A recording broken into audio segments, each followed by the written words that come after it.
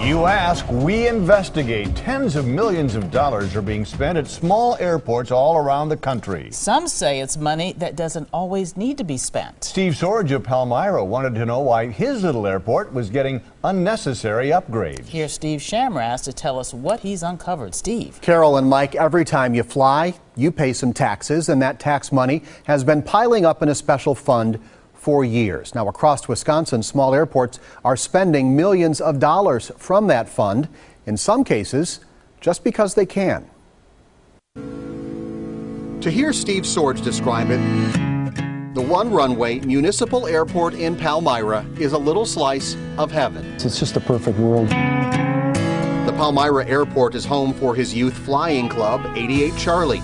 They rebuild donated planes, which then take to the sky, not from a runway made of pavement, but of grass.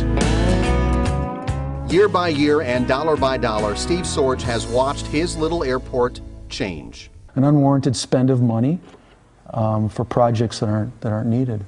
In the past decade, the Palmyra Airport has spent nearly $1 million, and they have big plans to spend even more. Who on earth suggests to put in an instrument landing light, an airport beacon, and a tower at an airport like this? Are we getting a benefit for what we're paying for? In my opinion, no.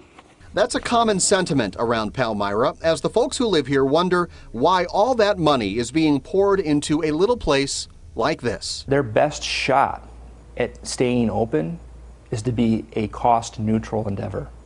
And right now they're not cost-neutral.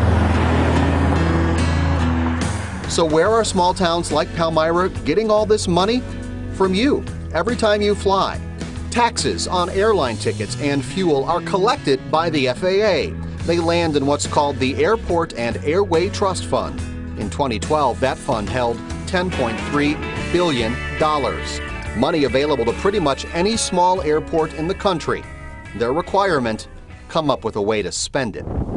For example, Hartford Municipal Airport is projected to get almost $10 million over the next 5 years. Why? To move their runway, a runway that will still be too short for jet traffic. Or here at the Capitol Drive Airport in Brookfield. You probably didn't even know this place exists, but over the next 5 years, it's slated to spend almost $2 million of your tax dollars. Is it hard to get a grant? No. You just have to apply. This is Palmyra Town Chairman Larry Cow. The way he describes it, this is free money just sitting out there waiting for small airports to think up ways to spend it. And to him, spending it makes perfect sense. It's good for the economy, and it's good for the airport. And it's money that would have went to a different airport. It's not like the money's not going to be spent. David Dunn generally likes what's been done at the Palmyra Airport. He's also a member of the flying club here and benefits from a lot of the upgrades. He defends the spending because it keeps little airports alive. But deep down, he knows. It's always easier to spend when it's somebody else's money. And when you add those piles of someone else's money up, the numbers get big. Over the last 4 years, 80 Wisconsin airports have shared in $76.2 million of that haul. It smells like somebody that wants to spend money because money's there to be spent. Steve Sorge fears that kind of big spending on small airports could eventually backfire. All those improvements will need maintenance and repairs. And where will that money come from? Small communities like Palmyra may one day decide their perfect little airports have become a nuisance. One of the most fatal things that can happen to an airport is to have the surrounding community say they don't want it anymore.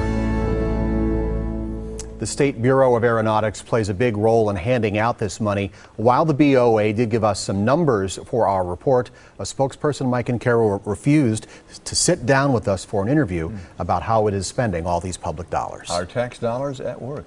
Thanks, Steve.